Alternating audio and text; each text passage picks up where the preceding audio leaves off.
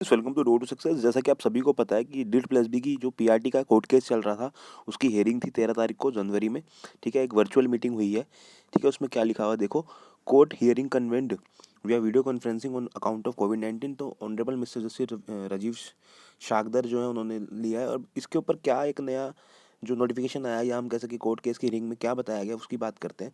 तो सबसे पहले मैं आपको बता दूं कि डीओई का जो ये पिटिशनर था, ठीक है, इसकी ये WBC नंबर 9794/2021 था और 9930/2021 था। तो ठीक है, इसके बाद बात करते हैं कि भाई कि मेन पॉइंट्स क्या हैं। इसके अंदर सीधा मेन पॉइंट्स पे चलते हैं।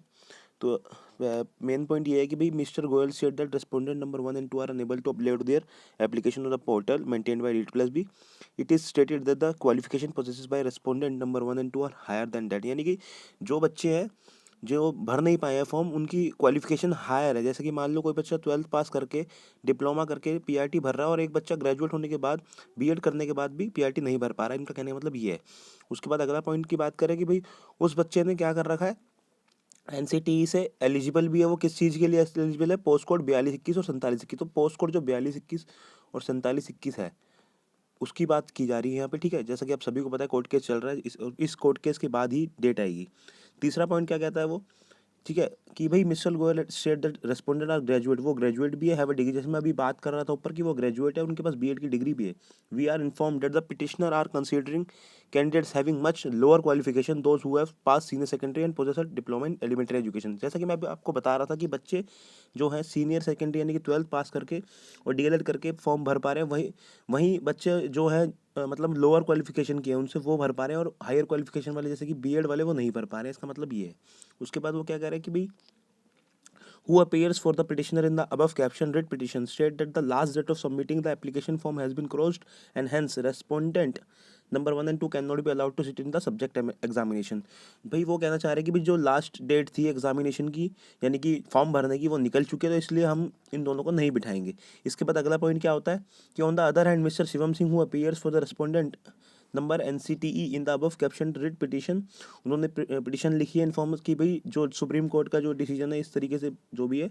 उसके बाद अगले पॉइंट पे चलते हैं हम, जो मेन पॉइंट कवर कर रहा हूँ खाली बच्चों। ठीक है, उसके बाद अगला पॉइंट क्या कह रहा है, ये रहा अगला पॉइंट। ये कहता है कि भाई respondent number 1 and 2 are permitted to file their respective application. यानी कि उन जो दोनों बच्चे हैं उन दोनों बच्चों को क्या कर दिया गया, परमिट दे दिया गया कि भाई एल्बेट इन फिजिकल फॉर्म, यानी कि वो फिजिकल फॉर्म के अंदर अपना जो है एप्लीकेशन दायर कर सकते हैं। यानी कि वो फॉर्म भर के फिजिकली दे सकते हैं, डिजिटली नहीं कि भाई ऑनलाइन जाकर नहीं। यानी कि डीट प्लस भी ऑफिस जाकर वो अपना फॉर्म भर सकते हैं। यानी कि उनको अब एक मान्यता दे दी गई है बीएड वालों को। इन दो बच्चों की बात कर रहा हूँ सिर्फ मैं, इन दो बच्चे जो बीएड वाले थे इनको पीआरटी 47/21 और 42/21 के अंदर मान्यता दे दी गई है कि आप फॉर्म भर सकते हैं।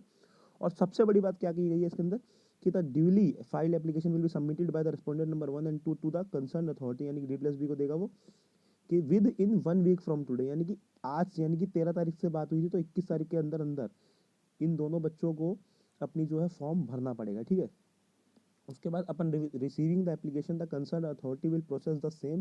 द कंसर्न अथॉरिटी यानी कि वो डी+बी की बात कर रहा है, will allow respondent number 1 and 2 to sit for the subject examination held को the at over mentioned post subject to final outcome in the writ petition. ठीक है, ये भी ध्यान रखना कि भी उनको बोल दिया गया कि इन दो बच्चों को आप बिठाओगे।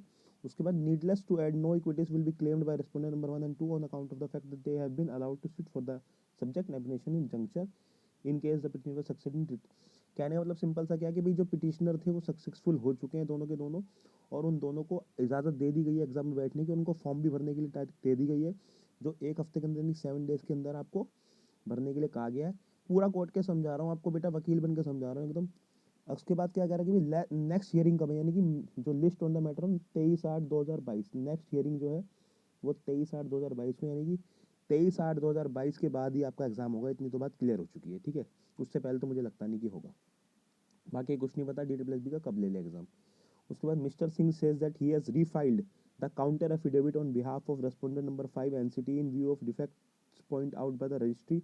Liberty is given to a file fresh counter affidavit albeit before the next date of hearing. तो सिंपल सी बात है बेटा, काफ़ी अच्छा ये नोटिफिकेशन है। नोटिफिकेशन क्या कहूँगा, एक कोर्ट केस है ये जो पूरा मैंने आपको समझाया है एक तरीके से एकदम। ठीक है, सिंपल सी बात ये कहूँगा कि भाई जो दो बच्चे थे उन दोनों को अलाउ कर दिया गया है। किसके अंदर अलाउ किया है, 47/21 और 42/21 की जो पोस्ट थी पीआरटी के लिए, उनको बीएड वाले बच्चे जो दो बच्चे हैं सिर्फ उनको अप्लाई करने के लिए कह दिया। 7 दिन का वक्त है, 7 दिन के अंदर वो अप्लाई कर देंगे। नेक्स्ट हियरिंग जो डेट है वो 23 अगस्त की, ठीक है। अगर आप चैनल पर नए हैं तो सब्सक्राइब करना ना भूलें। Thank you so much. आप सब्सक्राइब नहीं करते, प्लीज़ सब्सक्राइब कर देना।